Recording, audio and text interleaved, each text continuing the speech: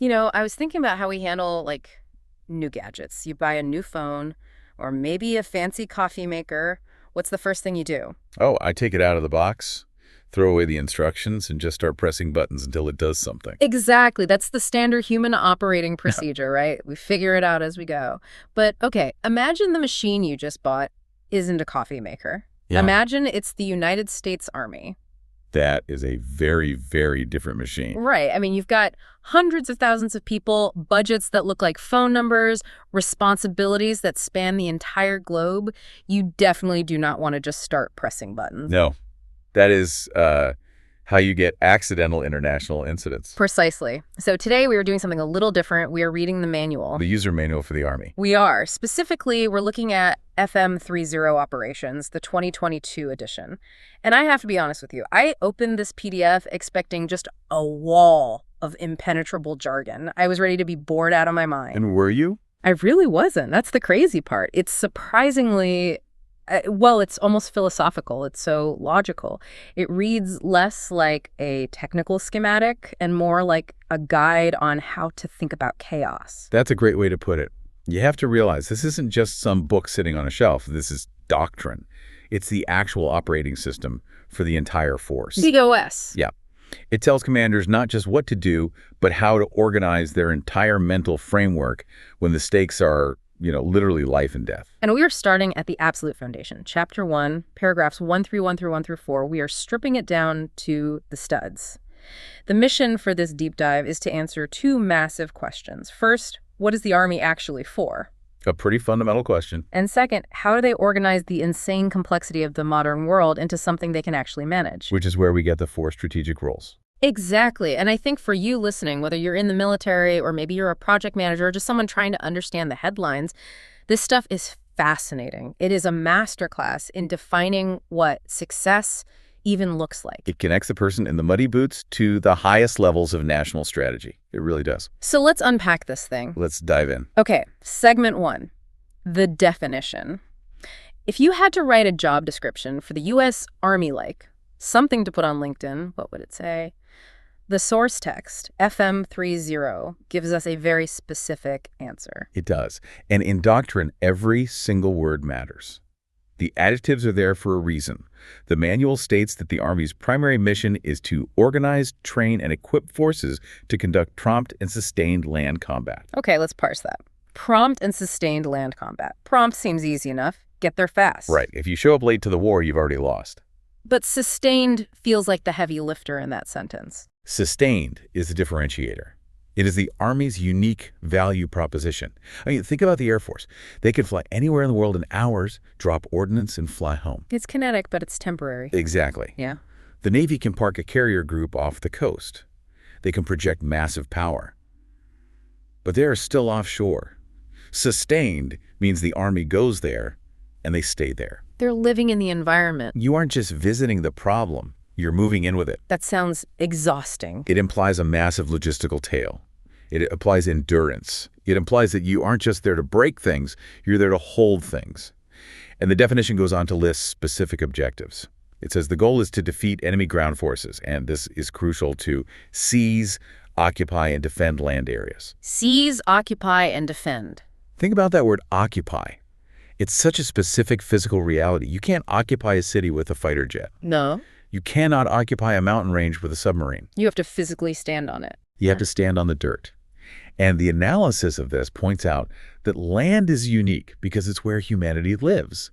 It's where politics happens. It's where culture is. It's interesting because in the age of, drones and cyber warfare and space lasers, we talk a lot about remote conflict. We like the idea of a clean, distant war. But this document is saying no. Not at all. At the end of the day, power is about standing on that patch of dirt and saying, this is ours now. That's the reality. People are terrestrial beings. Until we all upload our consciousness to the cloud, land power is the decisive factor. If you can't control the land, you can't control the outcome. So that sets the stage. The Army exists for sustained land combat. But the world is huge, and combat is a pretty broad term. So this brings us to the how, the framework. Right. Because you can't just tell a general, go do land combat. You need a structure, a way to think. And the text introduces the 4 strategic roles. This is what moves us from what the Army is to how it fits into the bigger picture. And the big picture here is key. The Army is almost always part of a joint campaign. They're working with the Navy, Air Force, Marines, Space Force, all of them. These 4 roles are how the Army explains its value to the rest of the team. Okay, so lay them out for us. What are the 4 buckets? They are 1, shape operational environments. 2, counteraggression. 3, prevail in large-scale ground combat. And 4, consolidate gains. I want to pause right there, because when I think Army, and I suspect when most listeners think Army, we think about role number 3. We think about the fighting. Prevail in large-scale ground combat. Right. Tanks, artillery, Saving Private Ryan. But that is only one of 4 roles on the list. That is the aha moment for a lot of people reading this for the first time. It really is. So it implies that 75% of the framework isn't about the actual shooting match? Well, it creates a life cycle view of operations. Most people think of war as a light switch. You're at peace, switch is off, then something happens, switch flicks on war, then it flicks off peace again. But this document, FM30, says that's just wrong. Completely wrong. It's a continuum. It's a spectrum. If you only focus on the fighting part, that prevail role, you miss the vast majority of what the Army actually does to secure national interests.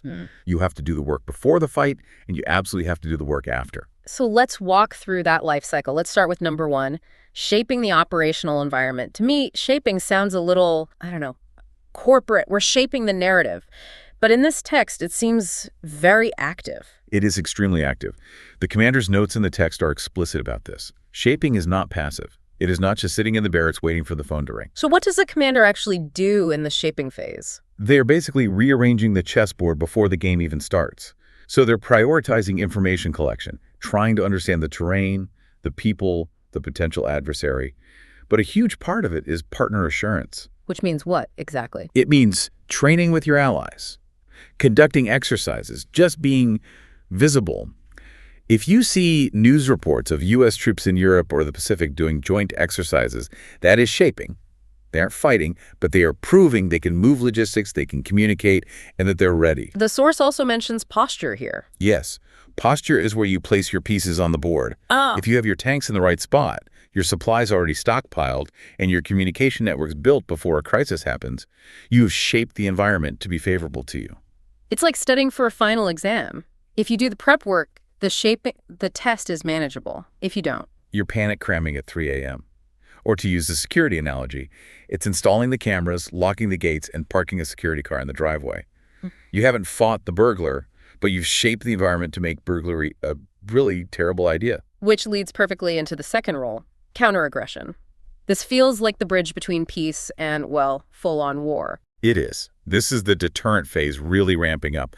The source describes this as preventing the enemy from achieving their goals so that full-scale war might not even be necessary. But isn't that a delicate balance? I mean, you're using an army, a hammer, to try to prevent nailing something. That's the paradox of deterrence, right? You have to be so ready to fight and so visibly capable of winning that the other guy decides not to even try. The analysis brings in the MDMP here, the military decision-making process.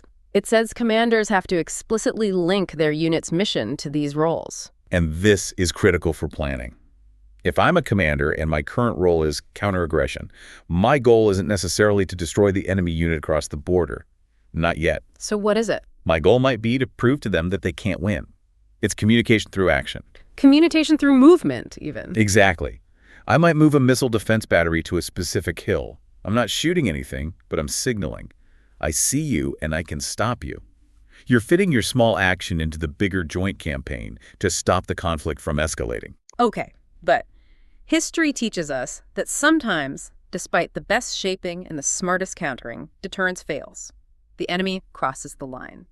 And that brings us to role number 3, prevail in large-scale ground combat. The acronym you'll see is LSCO, Large-Scale Combat Operations. This is the high-intensity conflict. This is what we see in the movie. Yes, this is where that definition of defeat enemy ground forces really comes into play. But even here, the source material adds a lot of nuance. It's not just a video game where you're trying to get the highest kill count. No, absolutely not. It's not about attrition. The commander's notes emphasize that your scheme of maneuver, where you move and your fire is what you shoot, Yeah. they have to aim at a very specific purpose. You are trying to defeat the enemy's ability to hold or contest key terrain and population centers. Population centers, that phrase really stuck out to me. We aren't just fighting in empty deserts. We're fighting for cities, for where people live. We are. And remember, the primary mission from Segment 1, occupy land. You defeat the enemy by making it impossible for them to occupy the land or control the people. So if the enemy has 1,000 tanks left, but they've been pushed out of the capital, cut off from the power grid, and isolated from the population, They have lost. They've been rendered completely irrelevant. it's all about control. It's about breaking their grip on the environment. Okay, so let's play the scenario out. You've shaped the environment, deterrence failed, so you fought, you prevailed, the enemy is retreating, the flags are waving, mission accomplished. And that is the classic mistake. That is the trap everyone falls into. This brings us to the fourth role. And honestly, reading the text, this felt like the one that was written in bold red ink with flashing lights around it. Consolidate gains. It is the most critical missing piece in so much of modern warfare. The source material calls this a required warfighting function integration problem, which is very dense military speak for if you screw this up, you lose everything you just fought for. The text explicitly warns, do not treat this as an afterthought. So what is consolidating gains? It is the transition from winning the fight to actually winning the peace. It involves security, making sure the shattered enemy doesn't just turn into an insurgency, but it also involves governance support. Governance support. That sounds like fixing potholes and getting the electricity running again? It is. It's getting the water treatment plant online. It's helping the local police force get back on the street. It's stabilization. But why is this the Army's job? Shouldn't that be for, I don't know, diplomats or NGOs? In a perfect world, maybe. But immediately after a huge battle, who is there? Who has the trucks? Who has the communications equipment? Who has the security to stop looters? Only the Army. Only the Army. So if you skip this step, you get a power vacuum. Chaos returns. And history shows us that if you leave a vacuum, a new, maybe even worse, enemy rises up to fill it. And then you have to come back and fight the same battle 5 years later. Exactly. The source connects this back to the idea of the end state. You haven't reached your end state until the gains you made are made permanent. It reminds me of, it's like a surgeon. They perform this miracle surgery. The tumor is out. The surgery was a success. But then they just leave the patient in the hallway with no antibiotics, no recovery plan. And the patient gets a massive infection and dies a week later. Was the surgery a success? Technically, yes, but practically absolutely not. That is consolidating gains. The combat is the surgery. Consolidating gains is the post-op care that actually saves the life. The doctrine is arguing you cannot separate them.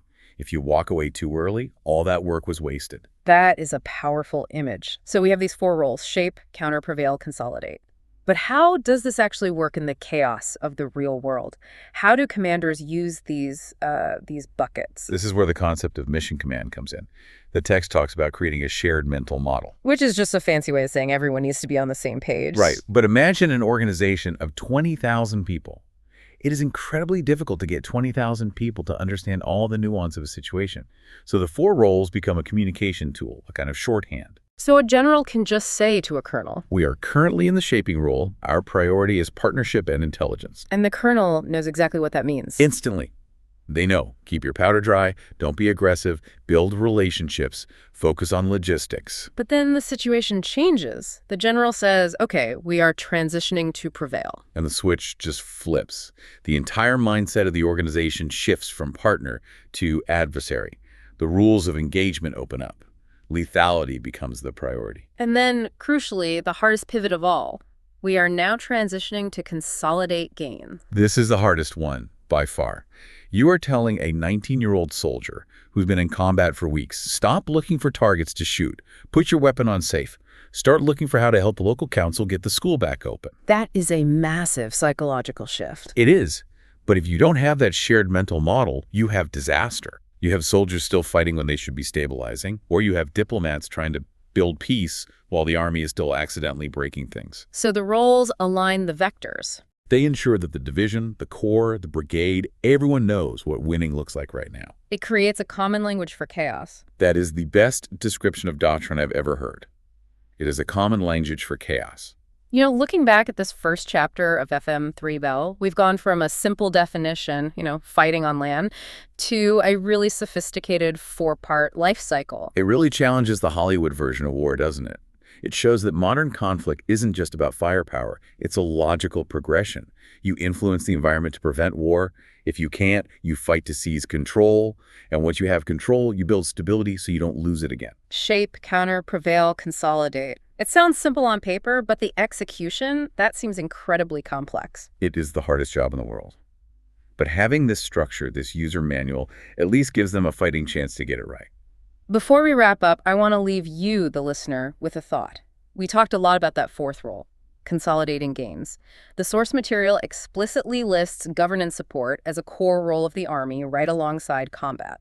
It does. It's not a side gig. It's part of the core mission. So here is the question to chew on. If the military's own doctrine says that setting up governments and securing populations is just as important as blowing up tanks, where exactly is the line? The line between what? The line between a military force and a political stabilizer.